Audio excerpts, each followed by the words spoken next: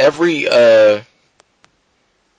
every so often, once in a while, we get treated to a fight that's like, it touches me personally. It touches me. And I don't know if we get these fights every year. Maybe we do, because looking at the whole picture, I don't get to see every boxing fight. Boxing is a sport that's worldwide. As much as I would like to watch every single fight that is special, because even guys that aren't at the top yet, you can't forget about the guys that aren't at the top yet, or guys that haven't reached the contender status yet, haven't got their TV time yet. I'm sure they can put on good fights as well. You want to be entertained. That's what the fans want to see. You want to see two guys going out there in their prime, physically, mentally, and laying it out on the line. And you don't necessarily have to be a contender or be on TV to do that. I mean, you could do that in a small little gym arena that's right around the corner from your house.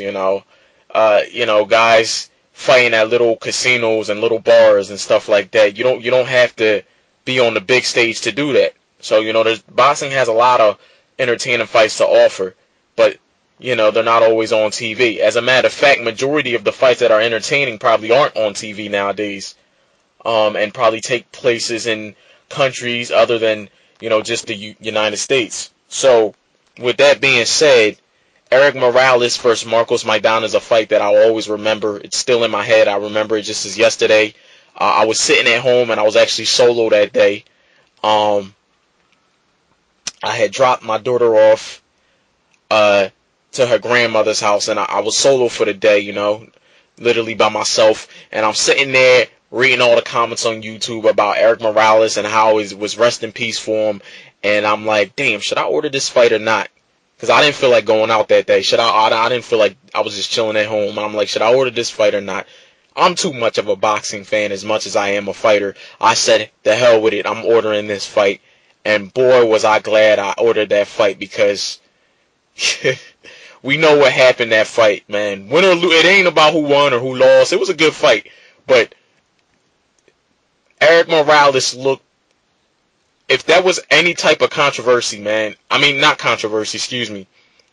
Yes, if there was any type of controversy that a man has to face, with everything he's being told, as if he's supposed to lose, as if he's supposed to not be here. If that was a last stand that I've ever seen from a fighter, man, a fighter who was supposed to get disposed of within 4 rounds, that man made a stand that stood to me, man, and it touched my heart. And I'll always remember that fight. Eric Morales fought a lot of good fights, but I repeat, I will always remember that fight when he fought Maidana. I will always remember that.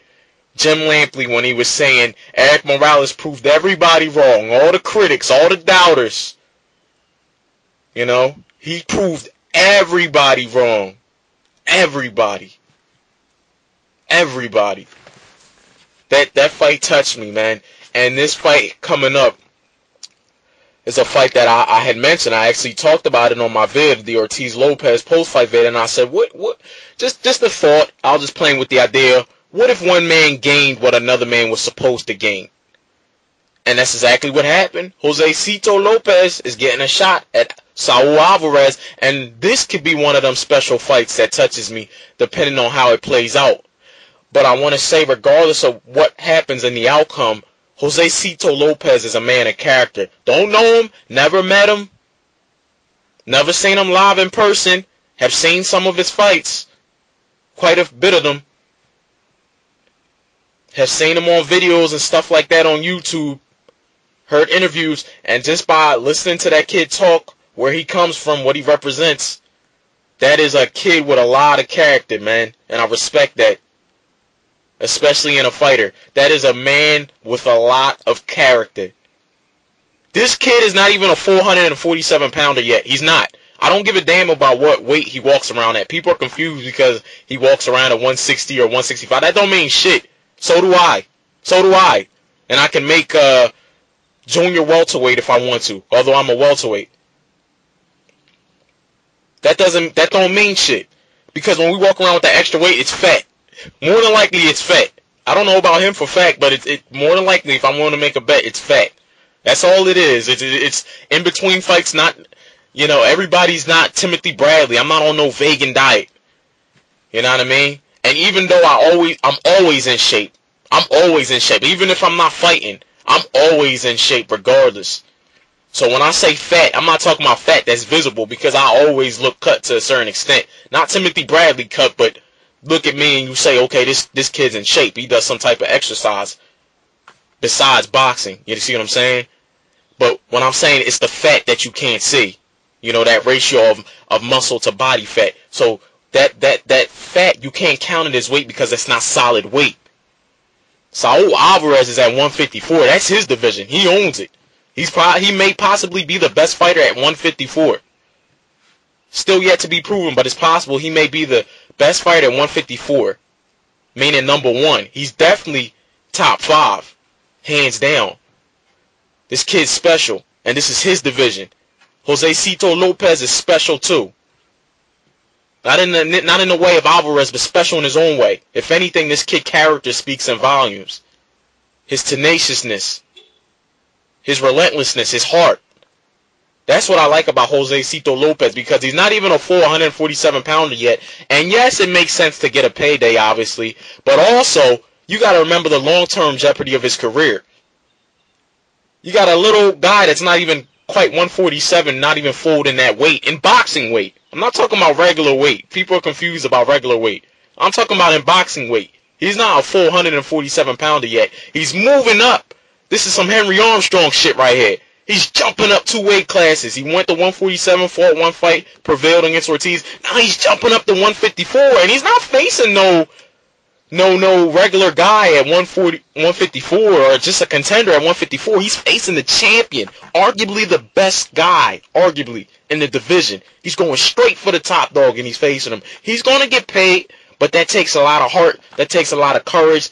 That takes a lot of toughness mentally to do. Alvarez hits hard, man. He's heavy-handed. He hits hard. I'm sure Lopez knows that, but the kid's got heart. And he's got a lot of character, and that speaks in volumes that he took this fight and accepted it. It ain't about the money always, man. A lot of people would have turned down this fight. It's this kid's heart and his character, what he stands for. And he took the fight. And he believes in himself that he can win, and my God, I hope he wins, because you know I'm for the underdog. Last year was the year of the upsets. It's rolling into this year. It's continuing the year of the upsets. This will be the biggest upset, hands down, if it can occur. This isn't a prediction vid. I just wanted to give people to open their eyes and see what we got here in Josesito Lopez versus Saul Canelo Alvarez. This kid's courageousness to take this fight. Stepping up 2 weight classes on some Henry Armstrong shit now. You know? And this fight could end his career. It could. It's possible. Depending on how the fight plays out, this fight could end his career. Even if he loses in a way that even if he goes on to fight after that, he may never be the same. Meaning Canelo Alvarez could turn him into a journeyman automatically. See, right now his career, after beating Ortiz, is on an uprise. Before he was at a crossroad, now he's on an uprise. But this fight right here could put a shutout to his career in terms of what he does, how much he prospers from here on. That's why I'm saying he has so much heart and character to accept this fight. It's not just about the money, the exposure, being on a big payday. This fight holds a lot of weight to it for Josesito Lopez. Again, this isn't a prediction vid. And for people that's comparing Manny Pacquiao moving up to face De La Hoya, although I will say I feel Manny Pacquiao would have beat De La Hoya at 154, and I made a video about that a while ago. I do feel that even if it was at 154, Manny Pacquiao would have won. But it's possible it could have been a different fight, and there's always the what-if factor.